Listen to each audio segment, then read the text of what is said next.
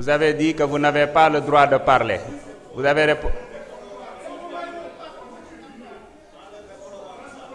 Honorable, vous avez la parole. Respectez au moins votre collègue qui doit prendre la parole. S'il vous plaît, s'il vous plaît, s'il vous plaît, s'il vous plaît. Allez-y, honorable. Merci, Monsieur le Président, Monsieur le ministre de la Justice, Monsieur le ministre chargé des relations avec les institutions, mes chers collègues. Monsieur le Président, je suis contre cette forfaiture qu'on veut faire aujourd'hui parce que, Monsieur le Président, d'abord, c'est forme bi c'est la première fois dans l'histoire politique du Sénégal ñuy lever immunité parlementaire et député bureau bi yépp nekk benn groupe parlementaire, c'est la première fois. S'il vous plaît, tout le bureau, lors de la levée de l'immunité parlementaire de Ousmane Sonko, le bureau, le premier vice-président, c'est votre actuel ministre de l'Éducation nationale, Guirassy. Et je vous rappelle, monsieur le garde des Sceaux, je parle sous votre direction parce que on a dit qu'il n'y a jamais eu de dossier dans une procédure de levée d'immunité parlementaire. C'est totalement faux. Vous êtes un magistrat, vous savez qu'à chaque fois qu'il y a une demande, c'est motivé. Lors de la levée de l'immunité parlementaire de Ousmane Sonko, on nous a donné 15 documents. 15, je dis bien 15 et je vais vous les lire. La presse, après, je pourrais mettre à votre disposition le document.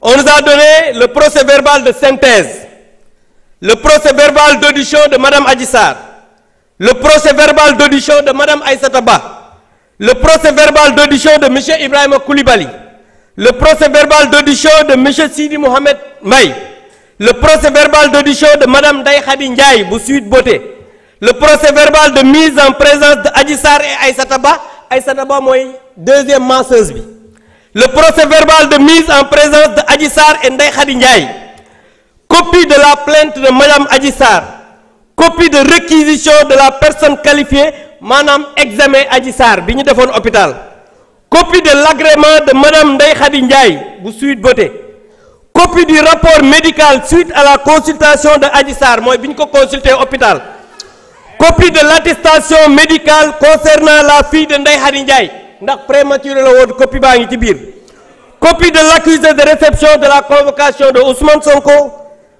15e document, copie du courrier collectif des avocats de Ousmane Sonko. Donc lii mooy li nga xam ne moo nekkoon ci dossier ba. Beneen bi mooy ñii ñu ñëw ñuy def levée d'immunité parlementaire sans document.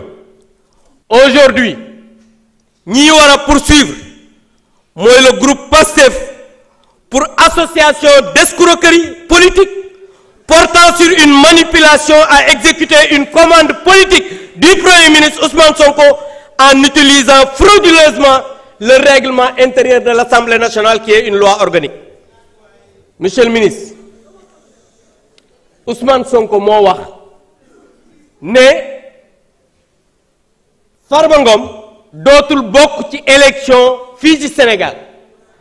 Tey ñu ñëw ne dañ koy jël def une manipulation pour le livrer à la justice, mais tout à l'heure madame la présidente l'a dit. Dama bëgg ngeen xam ne fii ragal yeewoowu fi. Monsieur le ministre, moi je vous ai connu magistrat digne, libre. Ousmane Sonko moo wax ne vous n'êtes pas un homme libre parce que yow autorité politique nga, su la waxee jàppal diw da nga koy jàpp. Loolu moom moo ko wax. Moom moo wax ne su la waxee ne jàppal diw, vous êtes obligé d'appeler le procureur mu poursuivre cette personne. C'est lui qui l'a dit, alors que bi ngay liggéey nekk magistrat di prêter serment mi ngi jàng. Loolu nag je pense que Sénégalais yi en jugeront. En tout cas, ce qui est en train d'être fait, c'est une escroquerie politique. Et pour l'affaissement de l'Assemblée nationale, nous ne pouvons pas participer à ça. Et je demande à mes collègues de se retirer pour ne pas participer à cette mascarade. Je vous remercie.